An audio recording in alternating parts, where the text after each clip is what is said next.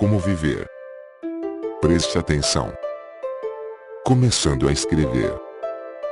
O acidente de equitação, que alterou significativamente a perspectiva de Montaigne, durou apenas alguns momentos em si mesmo, mas é possível desdobrá-lo em 3 partes e espraiá-lo ao longo de vários anos. Temos, inicialmente, Montaigne estirado no solo, agarrando a barriga com uma sensação de euforia. Passamos então a Montaigne das semanas e dos meses que se seguiram, refletindo sobre a experiência e tentando conciliá-la com suas leituras filosóficas. Finalmente, vemos Montaigne alguns anos depois, sentando-se para escrever sobre o incidente e também sobre uma infinidade de outras coisas. A primeira cena poderia ter acontecido a qualquer um, a segunda, a qualquer jovem sensível e instruído do Renascimento. A última delas é que torna Montaigne único. A alegação não é simples. Ele não se sentou na cama e imediatamente começou a escrever sobre o acidente.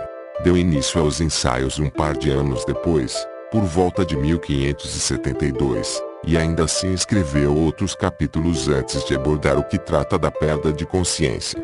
Quando efetivamente chegou a ele, contudo, a experiência o levou a tentar um novo tipo de escrita, que praticamente não havia sido explorada por outros escritores.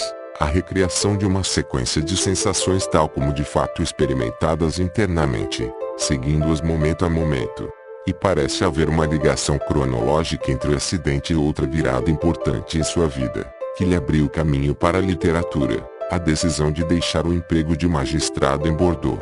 Até então, Montaigne mantinha 2 vidas paralelas, uma urbana e política, a outra rural e gerencial. Embora viesse administrando a propriedade rural desde a morte do pai, em 1568, ele continuara a trabalhar em Bordeaux. No início de 1570, todavia, pôs à venda sua magistratura. Havia outras razões. Além do acidente, sua candidatura a um cargo na Câmara Alta do Tribunal acabara de ser rejeitada, provavelmente por interferência de inimigos políticos. Teria sido mais natural recorrer da decisão ou lutar contra ela. Em vez disso, ele preferiu aposentar-se. Talvez o tenha feito por raiva ou desilusão. Ou quem sabe seu encontro com a morte, associado à perda do irmão, o fez pensar de maneira diferente sobre o jeito como gostaria de viver sua vida. Antes de tomar esta decisão, Montaigne dedicara 13 anos de trabalho ao Parlement de Bordeaux. Estava com 37 anos, talvez na meia-idade, segundo os padrões da época, mas ainda não estava velho. Mesmo assim se considerava em processo de aposentadoria, deixando o movimento central da vida para dar início a uma nova existência, mais reflexiva. Ao completar 38 anos, marcou essa decisão, quase um ano depois de efetivamente tomá-la, mandando pintar uma inscrição latina na parede de uma antecâmara de sua biblioteca. No ano de Cristo de 1571, aos 38 anos de idade, no último dia de fevereiro, aniversário de seu nascimento, Michel de Montaigne, há muito cansado da servidão do tribunal e dos empregos públicos, apesar de ainda íntegro, retirou-se para o seio das virgens cultas, as musas, onde, calmamente livre de toda preocupação, passará o pouco que resta de sua vida, da qual mais da metade já decorreu. Se o destino permitir, ele concluirá esta morada, este doce refúgio ancestral, e o dedicou à sua liberdade, tranquilidade e lazer. Dali em diante, Montaigne viveria para si mesmo, e não para o cumprimento do dever. Ele pode ter subestimado o trabalho necessário para cuidar da propriedade, e ainda não fazia qualquer menção à redação de ensaios. Falava apenas de calma e liberdade. Mas já havia concluído vários projetos literários menores. Com alguma relutância, traduzir uma obra teológica a pedido do pai e posteriormente editar uma coleção de manuscritos deixados por Etienne de La Boëtie, acrescentando dedicatórias e uma carta de próprio punho relatando os últimos dias do amigo. Nesses anos ao redor do 1570, suas incursões pela literatura conviviam com outras experiências, a série de lutos e seu próprio contato com a morte, o desejo de se afastar da política em Bordeaux e o anseio por uma vida de tranquilidade. E isto não era tudo, pois sua mulher estava grávida do primeiro filho. A expectativa de uma nova vida se encontrava com a sombra da morte. Juntas, elas o atraíram para uma nova maneira de ser. A mudança de orientação de Montaigne ao se aproximar dos 40 anos tem sido comparada às mais famosas crises existenciais da literatura, as de Dom Quixote, que abandonou sua rotina para se entregar à busca de aventuras cavalheirescas, e a de Dante, que se perdeu pelo meio do caminho da vida. Os passos de Montaigne pelo emaranhado bravio desse período da vida e sua descoberta do caminho para sair dele deixaram pegadas, marcas de um homem que vacilava, tropeçava e seguia em frente. Junho de 1568, Montaigne conclui a tradução do texto teológico. Seu pai morre, ele herda a propriedade. Primavera de 1569, seu irmão morre no acidente desportivo. 1569, sua carreira marca passo em Bordeaux. 1569 ao início de 1570, ele quase morre. Outono de 1569, sua mulher engravida. Início de 1570, ele decide aposentar-se. Verão de 1570, aposenta-se. Junho de 1570, nasce o primeiro filho. Agosto de 1570, morre o primeiro filho. 1570, edita as obras de La Boete. Fevereiro de 1571, faz a inscrição de aniversário na parede da biblioteca. 1572, começa a escrever os ensaios, comprometendo-se com uma nova vida que esperava ser contemplativa. Montaigne empenhou-se intensamente em prepará-la exatamente da maneira como queria. Depois de se aposentar, escolheu uma das duas torres dos ângulos de seu castelo para servir de retiro e centro de operações. A outra torre foi reservada para sua mulher, juntamente com o prédio principal do complexo e as muralhas de ligação. Essas duas torres angulares enfeixavam um simples pátio quadrado, localizado em meio a campos e florestas. A construção principal original não existe mais. Pegou fogo em 1885, tendo sido erguida uma cópia em seu lugar. Por sorte, contudo, o fogo não atingiu a torre de Montaigne, que se mantém praticamente inalterada e pode ser visitada. Percorrendo-a, não é difícil entender por que ele apreciava tanto. De fora, ela parece deliciosamente rechonchuda para uma torre de 4 andares, com paredes espessas como as de um castelo de areia. Fora concebida originalmente para prestar defesa, mas o pai de Montaigne adaptou para finalidades mais pacíficas. Ele transformou o andar térreo numa capela e providenciou uma escada interna em espiral. O piso acima da capela tornou-se o quarto de Montaigne. Com frequência ele dormia ali, em vez de voltar para o prédio principal. Ao lado da escada acima desse compartimento abriu-se um nicho para um banheiro. E acima dele, logo abaixo do sótão, com seu enorme sino, que repicava ensurdecedoramente para anunciar a passagem das horas, ficava o reduto favorito de Montaigne, sua biblioteca. Subindo hoje as escadas, sua pedra desgastada por séculos de uso, podemos entrar na biblioteca e caminhar por ela num círculo estreito, contemplando da janela o pátio interno e a paisagem, exatamente como Montaigne fazia. A vista não devia ser muito diferente na época, mas o compartimento, sim, atualmente de uma alva nudez, com o piso de pedra exposto, ele teria na época um tapete, provavelmente de bambu. Nas paredes haveria pinturas murais, ainda frescas. No inverno, o fogo era aceso na maior parte dos compartimentos, mas não na biblioteca principal, que não possuía lareira. Nos dias frios, Montaigne acomodava-se na antecâmara ao lado, mais acolhedora, pois esta dispunha de uma lareira. A principal característica da sala da biblioteca quando ocupada por Montaigne era sua bela coleção de livros, acomodada em 5 fileiras numa elegante estante de prateleiras recurvadas. A curva era necessária por causa da forma circular da torre e deve ter representado um belo desafio para o carpinteiro. Contemplando as prateleiras, Montaigne distinguia satisfeito, de um só relance, todos os seus livros. No momento em que se transferiu para a biblioteca, possuía cerca de 1000 volumes, muitos herdados do amigo La Boete, outros comprados por ele mesmo. Era uma coleção substancial, e Montaigne efetivamente lia seus livros.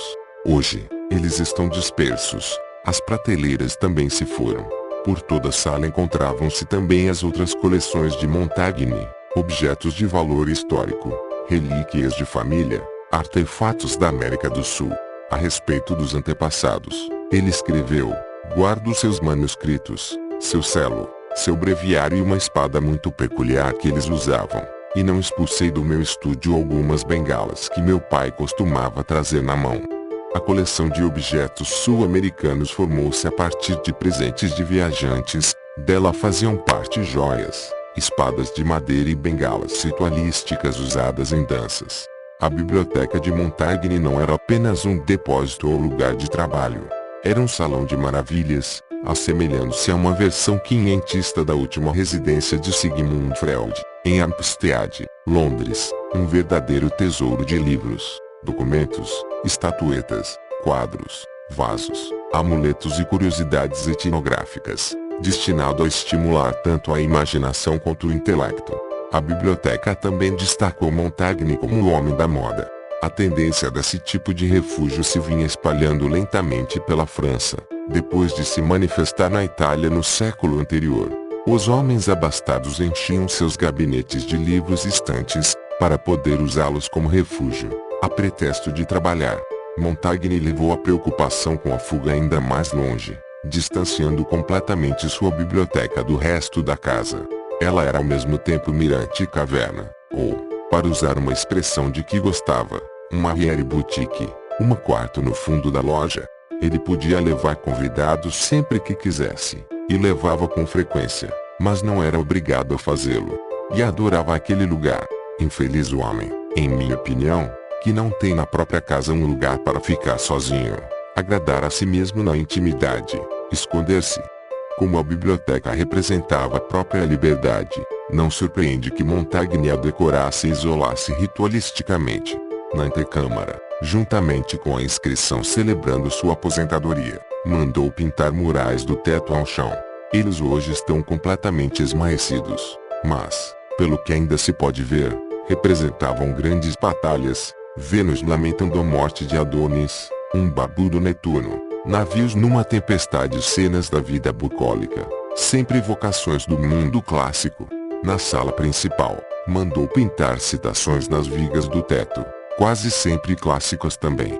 Neste caso igualmente se tratava de uma moda, embora fosse do gosto de uma minoria. O humanista italiano Marsilio Ficino mandou escrever citações nas paredes de sua mansão na Toscana, e mais tarde, na região de Bordeaux, o barão de Montesquieu faria o mesmo, em declarada homenagem a Montaigne. Com o passar dos anos, também ficaram esmaecidas as citações nas vigas do teto, mas elas seriam posteriormente reconstituídas e tornadas mais uma vez legíveis, e hoje, caminhando pelo ambiente, podemos ouvir as vozes que sussurram do alto. Solum certum nihil esse certietium mini nihil miserius alti superbius. Só uma coisa é certa, que nada é certo e nada é mais desprezível e arrogante que o homem. Plínio, o Velho. Como pode você considerar-se um grande homem, se é capaz de ser completamente destruído pelo primeiro acidente? Eurípides, não há vida mais bela que a de um homem despreocupado. A despreocupação é um mal verdadeiramente indolor. Sófocles, as vigas constituem um vívido lembrete da decisão de Montaigne de deixar a vida pública para mergulhar numa existência mais meditativa, uma vida a ser vivida, literalmente, sob o signo da filosofia, e não da política. Essa mudança de esfera também era recomendada pelos antigos. O grande estoico Sêneca reiteradamente exortava seus conterrâneos romanos a se retirar da vida ativa para se encontrarem, como poderíamos dizer hoje, no Renascimento. Assim como na Roma antiga, isto fazia parte de uma vida bem gerida. O indivíduo tinha seu período de atividade cívica, em seguida se retirava, para descobrir o real significado da vida e dar início ao longo processo de preparação para a morte. Montaigne viria a fazer reservas quanto à segunda parte desse processo, mas não resta dúvida do seu interesse em contemplar a vida. Escreveu ele: devemos nos desvencilhar de todos os vínculos que nos prendem aos outros. Tratemos de conquistar de nós mesmos a força de viver realmente sozinhos e de viver dessa maneira confortavelmente. Ao recomendar a saída de cena, Sêneca também advertira para seus perigos. Num diálogo intitulado Da Tranquilidade da Mente, ele escreveu que a ociosidade e o isolamento podiam trazer à tona as consequências de se ter levado uma vida equivocada, consequências que as pessoas geralmente tratavam de evitar mantendo-se ocupadas, ou seja, continuando a levar uma vida equivocada. Entre os sintomas podiam estar insatisfação, autodesprezo, medo, indecisão, letargia e melancolia. Abrir mão do trabalho pode desvendar malhas espirituais, especialmente se a pessoa adquiriu o hábito de ler livros demais, ou, pior ainda, dispor livros por mera ostentação e se vangloriar pelo arranjo. No início da década de 1570, quando se deu essa mudança de valores, Montaigne parece ter passado exatamente pela crise existencial para a qual Sêneca advertia. Ele tinha trabalho, mas em menor quantidade do que estava acostumado. A inatividade provocava estranhos pensamentos e um estado de ânimo melancólico, que era incomum à sua personalidade. Bastou que se aposentasse, disse ele, e sua mente começou a galopar como um cavalo desembestado, uma comparação procedente, considerando-se o que havia acontecido pouco tempo antes. Sua mente foi tomada por asneiras, exatamente como terras devolutas são tomadas por ervas daninhas. Em outra imagem vívida, ele adorava recursos dessa natureza. Montaigne comparou a mente desocupada a um útero sem fertilização de uma mulher, o qual, segundo versões correntes na época, só dá à luz pedaços disformes de carne, em vez de bebês. E, numa comparação tomada de empréstimo a Virgílio, ele dizia que seus pensamentos se assemelhavam às figuras que dançam no teto quando a luz solar se reflete na superfície de um jarro d'água. Assim como essas luzes e sombras dançam no teto, também a mente desocupada agira de maneira imprevisível, gerando divagações sem sentido nem propósito. Ela gera fantasias ou reverias, palavras que antes tinham conotações menos positivas que hoje em dia, sugerindo ideias enganosas e delírio em vez de uma simples divagação. Seu reverie por sua vez deu a Montaigne outra ideia absurda: escrever. Ele também o considerou um sonho, que no entanto continha a promessa de uma solução. Vendo sua mente tão cheia de quimeras e monstros fantásticos, um após o outro, sem ordem nem sentido, ele decidiu registrar tudo por escrito, não com o objetivo direto de dominá-los, mas para examinar tranquilamente sua estranheza. Assim foi que lançou mão da pena. Nasceu primeiro os ensaios. Sêneca teria provado: se você ficar deprimido ou entediado ao se aposentar, recomendava ele, trate simplesmente de olhar ao seu redor e se interessar pela diversidade e pelo esplendor das coisas. A salvação está em dar toda a atenção à natureza. Montaigne tentou fazê-lo, mas considerou que natureza significava basicamente o fenômeno natural mais próximo, ele próprio. Começou então a observar e questionar sua experiência pessoal, escrevendo sobre o que constatava. Inicialmente, isto significou sobretudo seguir seus entusiasmos pessoais, especialmente histórias de suas leituras, contos de Ovídio, histórias de César e Tácito, fragmentos biográficos de Plutarco e conselhos de Sêneca e Sócrates sobre o bem viver. Passou em seguida a anotar histórias ouvidas dos amigos, incidentes da vida cotidiana na propriedade, casos que haviam ficado em sua memória dos anos de atuação na justiça e na política e curiosidades que tinha presenciado em suas viagens, até então limitadas. Foi o seu modesto começo. Mais tarde, os materiais por ele utilizados se ampliaram, passando a incluir praticamente cada nuance de emoções e pensamentos algum dia experimentados, e especialmente sua estranha jornada para dentro e para fora da inconsciência. A ideia de publicar esses textos pode ter-lhe passado pela cabeça muito cedo, embora ele alegasse o contrário, afirmando que escrevia apenas para a família e os amigos. Talvez até ele tenha começado com a intenção de escrever um livro comum, uma coletânea de citações e histórias dispostas tematicamente, do tipo que fazia sucesso entre os cavaleiros da época. Neste caso, ele não teria levado muito tempo para ir além, possivelmente sob a influência do único escritor que apreciava mais que Sêneca, Plutarco. Plutarco ganhara fama no primeiro século a.C.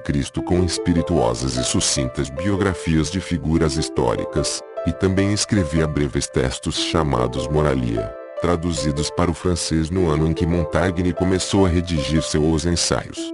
Reuniam pensamentos e anedotas em torno de questões que variavam de podem os animais ser considerados inteligentes a como alcançar a paz de espírito.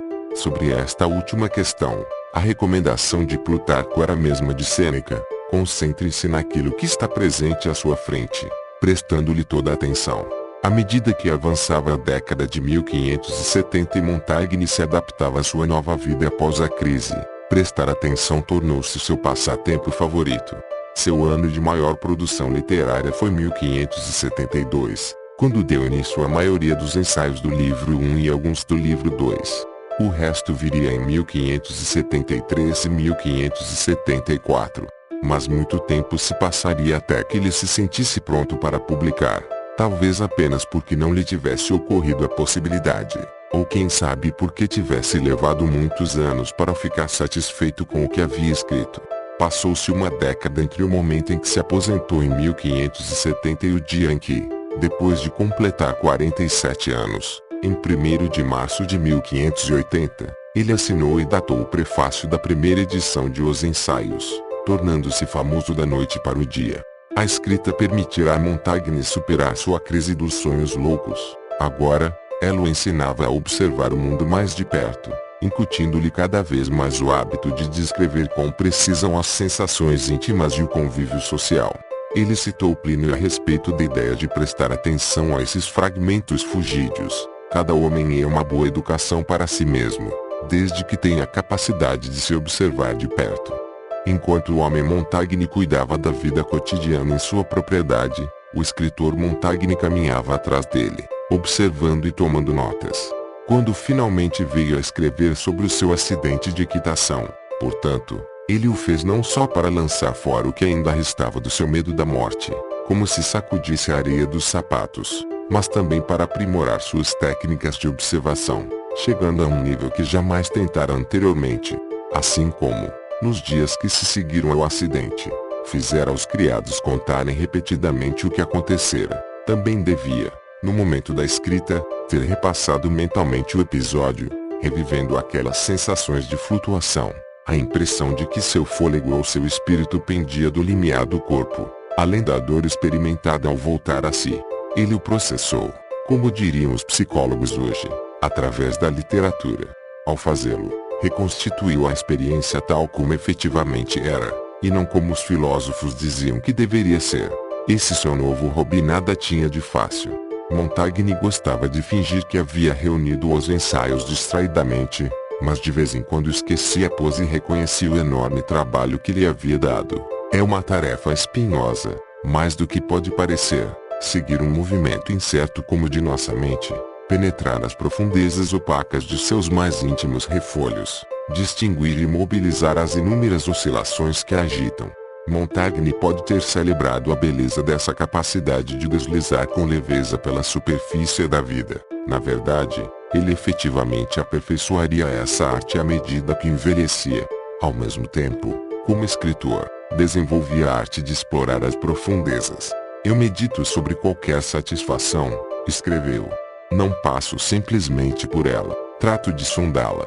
Ele estava tão decidido a explorar até mesmo um fenômeno normalmente fugídio por definição, o sono, que pedia a um criado havia muito doente que o despertasse regularmente no meio da noite, na esperança de capturar um vislumbre do próprio inconsciente, no momento em que lhe escapava. Montaigne queria vagar, mas também queria ligar-se à realidade para dela extrair cada grão de experiência. O ato de escrever tornava possíveis as duas coisas. Mesmo se perdendo em devaneios, ele secretamente prendia seus ganchos em tudo o que acontecia, de maneira a poder recapturar os acontecimentos quando quisesse. Aprender a morrer era aprender a entregar, aprender a viver era aprender a se aferrar. O fluxo da consciência. Na verdade, por mais que se tente, não é possível resgatar plenamente uma experiência. Como dizia o antigo filósofo Heráclito em frase que ficou famosa, não se pode entrar duas vezes no mesmo rio. Ainda que voltemos ao mesmo ponto à margem, as águas que passam a cada momento são sempre diferentes. Da mesma forma, é impossível ver o mundo exatamente como há meia hora, assim como é impossível vê-lo do ponto de vista de outra pessoa ao seu lado.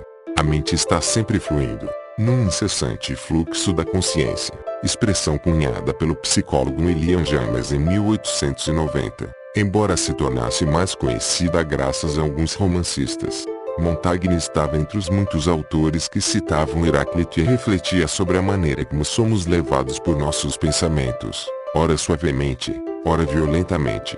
Segundo estejam as águas agitadas ou calmas a cada dia uma nova fantasia, e os nossos humores mudam com as alterações do tempo. Não surpreende que a mente seja assim, já que até mesmo no mundo físico, aparentemente sólido, impera incessantemente uma suave agitação. Contemplando a paisagem ao redor de sua casa, Montaigne era capaz de imaginá-la fervendo e arfando como um mingau na panela. O rio que por ali passava, o Dordogne, esculpia as margens como um carpinteiro cinzelando sulcos na madeira.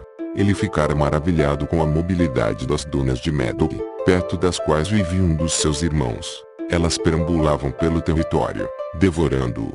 Se pudéssemos ver o mundo a uma velocidade diferente, pensava ele, assim é que veríamos tudo, como uma perpétua multiplicação e vicissitude das formas. A matéria existia numa incessante branloire, palavra derivada da quientista dança camponesa branle, significando algo parecido com agitação ou sacudidela. O mundo era uma grande oscilação cósmica, uma trepidação. Outros escritores do século XVI compartilhavam esse fascínio de Montaigne pelo instável. O que o distinguia era o instinto de que o observador é tão pouco digno de confiança quanto o observado. Os dois tipos de movimento interagem como variáveis numa complexa equação matemática, resultando disso que não podemos encontrar um ponto seguro a partir do qual medir as coisas. Tentar entender o mundo é como tentar agarrar uma nuvem de gás ou um líquido, usando mãos que são por sua vez feitas de gás ou água, de tal maneira que se dissolvem quando os enfeixamos. É por isto que o livro de Montaigne flui. Ele acompanha o fluxo de consciência do autor sem tentar interrompê-lo ou contê-lo. Uma página de Os Ensaios costuma ser uma sucessão de meandros, reviravoltas e divergências. Precisamos deixar-nos levar, torcendo para não capotar toda vez que uma mudança de direção nos tirar o equilíbrio. No capítulo dos aleijados, por exemplo, Montaigne começa de maneira bastante convencional, repetindo uma suposição sobre as mulheres mancas. Seria mais prazeroso fazer sexo com elas. Por que seria? Pergunta-se ele. Será que é pelo fato de seus movimentos serem irregulares? Talvez. Mas ele acrescenta, acabo de saber que, de todas as filosofias, a antiga resolveu a questão. Aristóteles afirma que suas vaginas são mais musculosas por receberem a nutrição de que as pernas são privadas. Montaigne registra esta ideia, mas volta atrás e introduz uma dúvida. A essa altura, o que não podemos transformar em objeto da razão. Essas teorias não costumam merecer crédito. Na verdade, ele acaba revelando que fez a experiência pessoalmente, acessando uma perspectiva muito diferente. A pergunta pouco significa, pois a imaginação pode nos levar a acreditar que estamos vivenciando um prazer maior, estejamos realmente ou não. No fim das contas, a estranheza da mente humana é a única certeza que podemos ter. Uma conclusão extraordinária, aparentemente sem qualquer relação com o tema de que ele originalmente tratava. Outro ensaio, que nossa felicidade não deve ser julgada até depois da nossa morte, começa citando um chavão encontrado numa obra de Solon. Nenhum homem pode ser considerado feliz até morrer. Montaigne imediatamente se desvia para um pensamento mais interessante. Talvez nossa opinião sobre o fato de um homem ter sido feliz ou não tenha mais a ver com a forma como ele morre. Um homem que morre bem tende a ser lembrado como alguém que também viveu bem. Depois de dar exemplos neste sentido, Montaigne volta mais uma vez a mudar de direção. Na verdade, uma pessoa que tenha tido uma boa vida pode morrer de maneira muito ruim, e vice-versa. Na própria época de Montaigne, 3 dos mais infames indivíduos do seu conhecimento tinham desfrutado de lindas mortes, compostas à perfeição.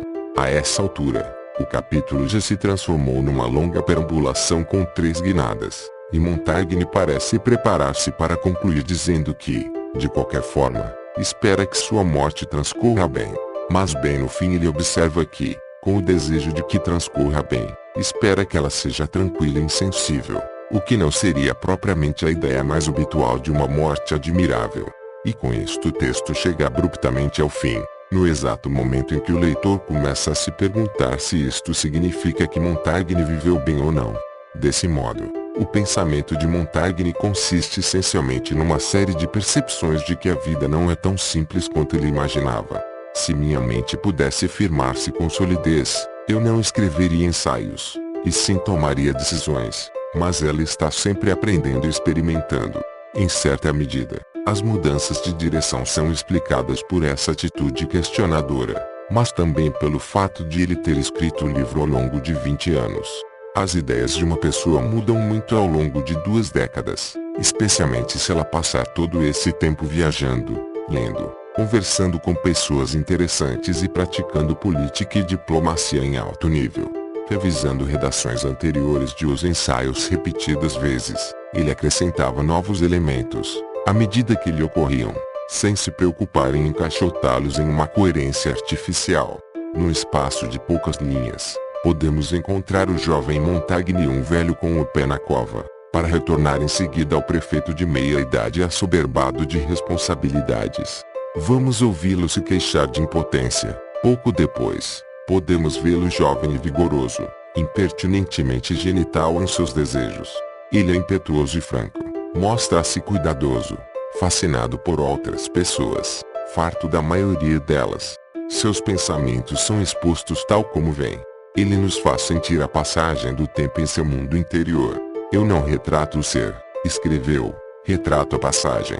Mas não a passagem de uma época a outra, e sim de um dia a outro, de um minuto ao seguinte. Entre os leitores que ficaram fascinados com a maneira como Montaigne descrevia o fluxo de sua experiência, esteve uma das grandes pioneiras da ficção exploratória do fluxo de consciência no início do século XX, Virginia Woolf. Seu propósito na arte era mergulhar no rio mental e deixar-se ir aonde ele a conduzisse. Seus romances perscrutavam o mundo dos personagens de minuto a minuto. Às vezes ela deixava um canal aberto para outra sintonia, transferindo o ponto de vista como um microfone de um indivíduo para outro. Mas o fluxo em si mesmo nunca cessava, até o fim de cada livro. Ela identificou em Montaigne o primeiro escritor a tentar alguma coisa do gênero, embora apenas com o seu fluxo individual. Ela também o considerava o primeiro a dar tanta atenção ao simples sentimento de estar vivo. Observar perpetuamente era o seu lema, dizia ela, e o que ele observava era, acima de tudo, esse rio da vida passando por sua existência. Montaigne foi o primeiro a escrever dessa maneira, mas não o primeiro a tentar viver com plena atenção ao momento presente. Esta era uma das regras recomendadas pelos filósofos clássicos. A vida é aquilo que acontece enquanto estamos fazendo outros planos, diziam eles. A filosofia, portanto, tem de estar constantemente reorientando a atenção para onde ela deve estar. Aqui, ela desempenha um papel semelhante ao dos pássaros estorninhos no romance Ilha, de Aldous Huxley, treinados para voar o dia inteiro cantando atenção, atenção. E aqui agora. Como dizia Sêneca, a vida não faz qualquer pausa para nos lembrar que está indo embora. Só você mesmo pode manter isto em mente. Não causará nenhuma comoção lembrá-lo de sua rapidez, mas trate de deslizar suavemente. Qual pode ser o resultado? Você se preocupa, enquanto a vida passa. Enquanto isso, a morte vai chegar, e você não pode escolher se deve ou não mostrar-se disponível a ela. Se não formos capazes de capturar e aprender a vida, ela escapará entre nossos dedos. Mas, se a capturarmos, ela de qualquer maneira haverá de escapar. Devemos, portanto, segui-la, e precisamos beber depressa, como se de um fluxo rápido que não estará sempre passando. O truque consiste em manter uma espécie de espanto ingênuo diante de cada instante da experiência, mas, como viria a aprender Montaigne, uma das melhores técnicas para fazê-la é escrever sobre tudo. O simples ato de descrever um objeto sobre sua mesa ou à vista da sua janela abre os seus olhos para a maravilha que são essas coisas comuns. Olhar para o nosso interior é abrir um universo ainda mais fantástico. O filósofo Maurice Merleau-Ponty considerava Montaigne um escritor que pôs uma consciência espantada consigo mesma no cerne da existência humana. Mais recentemente, o crítico Colin Burrow observou que o espanto e a outra grande qualidade de Montaigne, a fluidez, consistem precisamente no que a filosofia deveria ser, mas raramente tem sido, na tradição ocidental. À medida que Montaigne envelhecia, não diminuía seu desejo de prestar essa atenção espantada à vida. Pelo contrário, aumentava. Ao fim do longo processo de redação de Os Ensaios, ele quase levara o truque à perfeição. Sabendo que a vida que lhe restava não poderia ser muito longa, disse: tento aumentar o seu peso. Tento conter a velocidade do seu voo com a rapidez com que agarro. Quanto mais breve minha posse da vida, mais profunda e plena devo torná-la. Ele descobria uma espécie de técnica de meditação ambulante. Quando caminho sozinho no belo pomar, se meus pensamentos se desviam por algum tempo por incidentes irrelevantes, eu tento nos outros momentos trazê-los de volta à caminhada, ao pomar, à doçura dessa solidão, a mim. Em momentos assim, ele parecia alcançar uma disciplina quase zen, uma capacidade de simplesmente ser. Quando eu danço, danço. Quando eu durmo, durmo. Parece tão simples, dito assim, mas nada poderia ser mais difícil. Por isto é que os mestres zen passam uma vida inteira, ou várias vidas, aprendendo. E mesmo assim, a dar crédito aos relatos da tradição, eles só o conseguem depois de serem golpeados pelo mestre com uma vara, a Keisaku, usada para lembrar aos que meditam que devem manter a atenção plenamente concentrada. Montaigne o conseguiu depois de uma única vida, relativamente breve, em parte porque passou boa parcela dessa vida fazendo anotações no papel, com uma vara minúscula. Ao escrever sobre sua experiência como se ele próprio fosse um rio, Montaigne deu início a uma tradição literária de atenta observação íntima, hoje tão familiar que fica difícil lembrar que se trata mesmo de uma tradição. A vida simplesmente parece ser assim, e observar o jogo dos estados íntimos é a missão do escritor.